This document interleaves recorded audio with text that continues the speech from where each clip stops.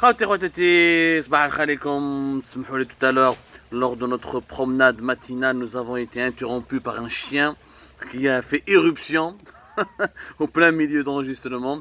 C'est pour ça que vous m'avez vu un petit peu paniquer. J'ai pas peur des chiens, je suis un grand ami des chiens, mais bon, comme on était tout seul, loin de 100 mètres.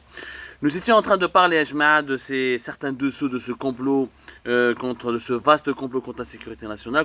Comme à l'histoire incroyable du capitaine Ramsey et comment ce capitaine a été victime d'une vengeance qui l'a complètement écrasé, démoli, qu'il a mené en prison en 2021 lors d'un procès dont il avait fait l'objet au tribunal militaire de Ouargla, qui était comment sa vie, son parcours, son intimité, comment ses faits d'armes entre guillemets, ou ses états de service entre guillemets ont été divulgués de manière honteuse sur internet par un youtubeur basé à Londres. Justement, beaucoup d'entre vous m'ont posé la question, mais tu sortais des informations, tu sortais des noms, tu sortais... La différence, il y a un relais de propagande. Un média est d'abord il confirme, il vérifie l'information, il la rapporte pour l'intérêt général. Par exemple, la différence entre nous et ce relais et ce propagandiste qui est installé à Londres. Huwa, qui a des informations, c'est pour déstabiliser des gens. Et c'est pour les insulter, pour les diffamer.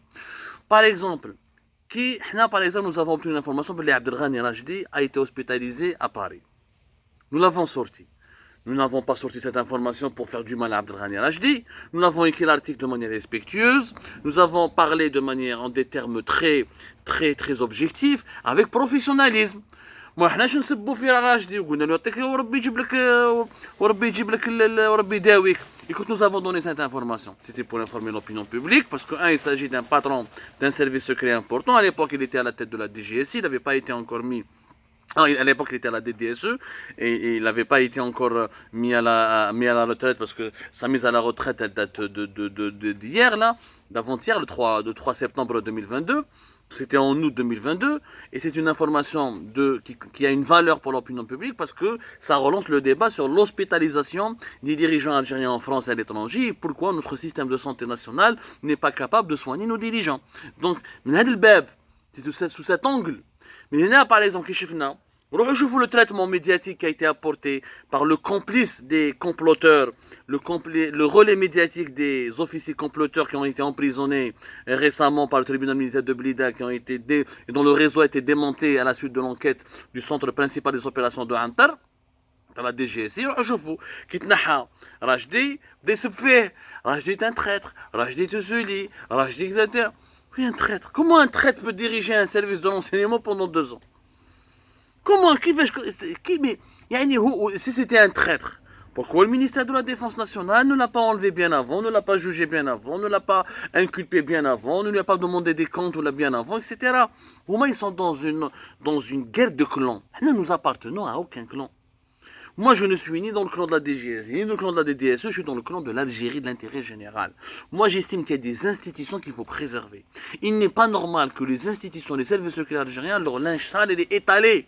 شفتوا انتم يوتيوبر ماروكان يهضر على les généraux les services marocains, soit le renseignement extérieur marocain, le renseignement extérieur égyptien, ou un blogueur égyptien, ou un blogueur, ou un malabalish, un youtubeur émirati, c'est une spécificité algérienne de raconter des informations. Il y a un peu de vrai, il y a 1% de vérité, 99% de mensonge, et ce mensonge, il a été fomenté juste pour diffamer, pour insulter, pour humilier, pour mépriser, pour appeler à la haine.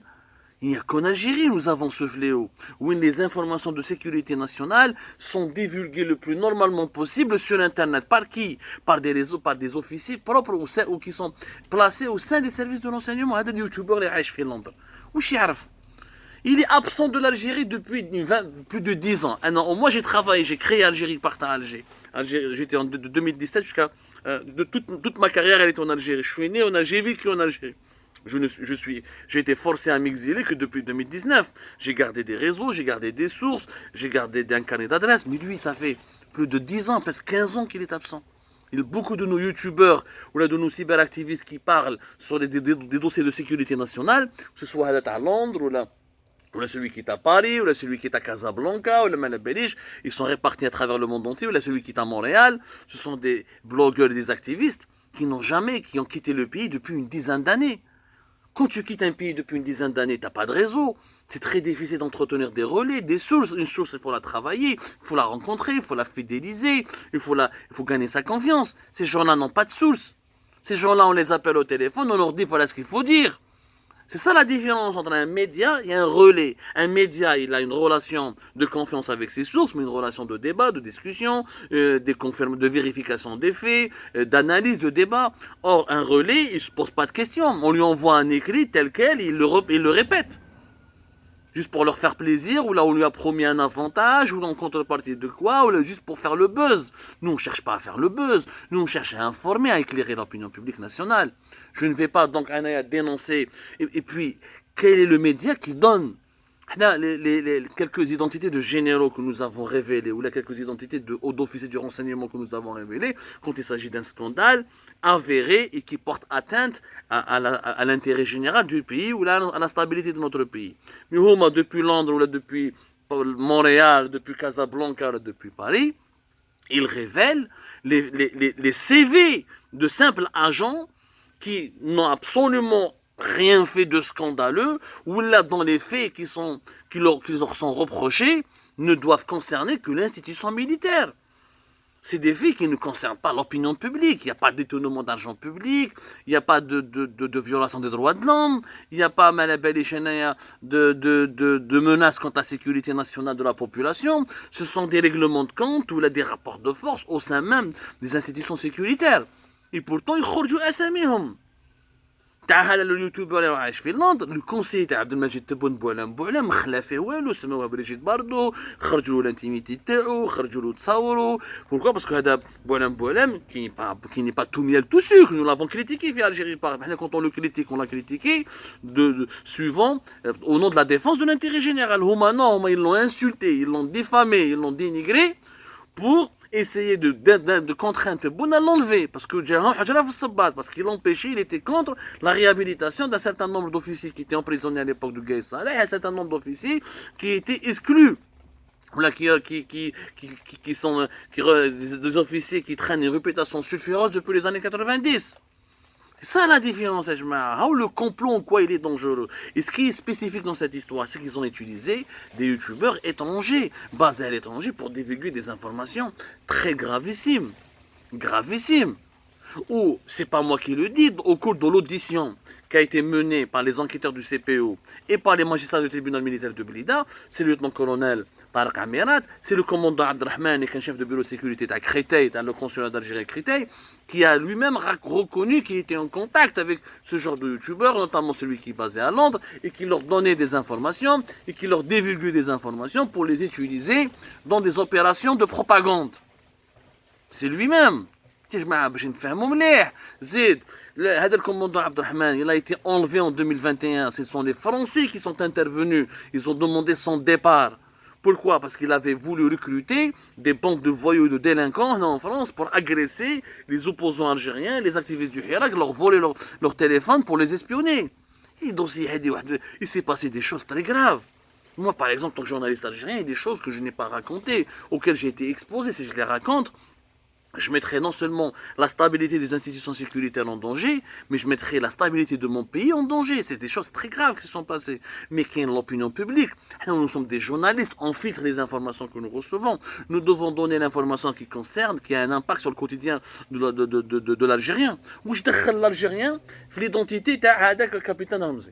بدي اسمه محمد هواري ويخدم في عن طرف لا ريشيرش واش دخلوا est-ce que ça va aider le citoyen algérien à acheter du lait est-ce que ça va l'aider à payer son loyer est-ce que ça va l'aider à améliorer ses revenus absolument pas الحكايه اللي حكيتها لكم تاع محمد صالح غربي تاع المسكين تاع الانفورماتيك اللي حاكم لو جيني ان انفورماتيك اللي يخدم في لا دي جي اس en quoi ça change le quotidien de l'Algérien de connaître son nom son prénom son CV comment il faisait son travail au sein de la DGS ça n'existe nulle part au monde. Ces fuites massives d'informations sur les agents des services secrets algériens sont un crime contre la sécurité nationale. روح انت en France, demandez à un blogueur français, يخرج les agents de la DGSE, شوفوا شي صرالو. L'identité des agents de la DGSE. شو كيفاش يجوا يرفدوه. روح انت en Angleterre MI5 قول لهم فوالا كاين واحد جوناثان اكسيتيرا يخدم في الان اس بي هاو شكان يدير هاو لي في هاو اسمه هاو سون فيريتابل نو ها سكيل افي سكيل افي سكيل افي شو كيفاش يرفدوك dans tous les pays les plus démocratiques ce sont les informations classées secret défense ne peuvent être violées ou les révélées au grand public quand il y a un intérêt une cause nationale ou un intérêt général prouvé. Je révèle une affaire où il y a des agents de services secrets lorsqu'il y a une violation grave, des détournements, des dérives graves qui sont vraiment contre les lois de notre Constitution. Mais je vais révéler le nom d'un agent, sa famille, je le mets dans la merde, son adresse, je donne tout son parcours et je raconte n'importe quoi sur son travail et je le dévoile au grand public comme ça sur Internet juste pour se venger contre lui parce qu'il a un collègue, dans un autre service ou là parce qu'un clan veut le dégommer. Ça, c'est criminel. Ça, c'est l'absence pure et simple du patriotisme. C'est l'absence pure et simple du patriotisme. Donc, par exemple, toutes les rumeurs circulent sur le départ de Abdelghani. Abdelghani il était malade, il ne pouvait plus subir la pression et gérer la pression. Mais il a préféré partir. C'est tout. On va spéculer pourquoi Abdelghani Rachdi ou pourquoi ويتضارب وخاين وكذا والسبان والتطيح علاش Si on avait un peu d'amour pour cette Algérie, on devrait encourager sa stabilité, on devrait encourager une dynamique. Nous avons besoin d'un changement positif vers la création, vers un état de droit, vers la création de richesses, vers Malabel et Chénéen, vers quelque chose qui est positif pour notre pays, vers davantage de justice sociale, davantage de respect des droits de l'homme. Non, je vais m'attaquer aux personnes, à des agents des services secrets, juste parce qu'ils dérangent des amis à moi, ou là, ils dérangent des gens qui veulent me manipuler et qui veulent eux monter au pouvoir, et pour monter en grade plutôt, ils sont obligés d'écraser leurs concurrents. C'est malsain. Malsain. Et voilà le but réel de ces informations sécuritaires qui sortent. Il n'y a pas d'intention d'informer les gens. Il n'y a pas de défense de l'intérêt général. Il n'y a même pas de lien avec la nécessité de défendre l'intérêt général ou la nécessité de révéler ces informations. Des informations sécuritaires pour déstabiliser le pays, pour aggraver la guerre de clans. Ce sont des instruments, que ce soit quelqu'un qui habite à Casablanca ou à Paris, ou quelqu'un qui habite à Londres, اخر عايش في صافي 20 طون ما جاش للجزائر وواحد عايش في باريس صافي 20 طون ما دخلش للجزائر وما يعرفوا والو في الجيري ويباس لور طون à dévoiler des dessous soi-disant des services secrets. حتى معنى. Et on essaie de détourner l'attention des Algériens en leur créant à chaque fois, en leur parlant à chaque fois des généraux, des colonels, des officiers, etc. Alors que l'Algérien, le simple, il demande à avoir à manger, il demande à payer son loyer, il demande le développement, il demande d'habiter une ville propre, il demande des choses qui sont concrètes. واش دخلوا لو سيتويان الجيريان في يخدم في عنتر في يخدم في عبله وما لا باي ça n'a aucun sens. Ça n'a aucun sens. En fait on se dit l'Algérie elle est menacée par les Algériens. L'Algérie elle est menacée par les Algériens. Il ne faut pas qu'il y ait du Mossad ou de la CIA ou les services marocains pour menacer notre pays. Ce sont des Algériens eux-mêmes, des officiers qui complotent depuis les services, depuis les services secrets. Ils créent des youtubeurs, des activistes, des facebookers, ils battent des informations, ils les manipulent pour alimenter leur guerre de clan. On n'a pas besoin d'un envahisseur étranger pour déstabiliser notre pays. C'était un peu de pédagogie pour vous expliquer que ces fuites massives qui ont été orchestrés depuis 2019 jusqu'à aujourd'hui n'ont absolument aucun but, ne s'inscrivent pas dans une logique de défense de l'Algérie et de son intérêt général. C'est des raisonnements claniques, profondément claniques, c'est des raisonnements affairistes, des raisonnements très dangereux. Quand on instrumentalise les informations et les dossiers classés secrets de défense, on les manipule, on les falsifie et on les divulgue à travers des relais médias propagandistes installés à travers les réseaux sociaux et établis à l'étranger, c'est qu'on n'aime pas son pays, c'est qu'on veut du mal à son pays. Rabbi Djibril Khair.